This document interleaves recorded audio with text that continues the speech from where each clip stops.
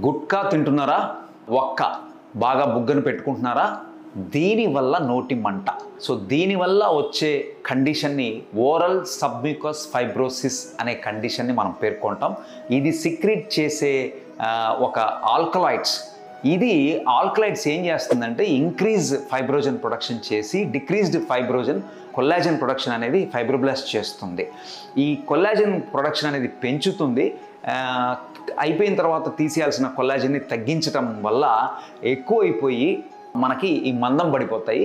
మందం పడిపోవడం వల్ల మనకి ఇవన్నీ ఒక చిన్న బ్యాండ్స్ లాగా నోరు ఓపెనింగ్ తగ్గిపోతూ ఉంటుంది.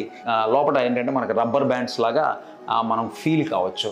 దీనికంటే ముందు మనకి ఏంటంటే పైన పొర పోవడం వల్ల బర్నింగ్ సెన్సేషన్ వస్తూ ఉంటుంది. సో ఇలాంటి అలవాట్లు ఉన్నాయి. ఈ కండిషన్స్ కనుక మీరు ఫేస్ చేస్తున్నట్టయితే డెఫినెట్గా మీ దగ్గరలో ఉన్న డెంటిస్ట్ చూపించేసుకొని క్యాన్సర్ లాంటి కండిషన్ కింద మారకుండా దీన్ని నివారించుకోవచ్చు.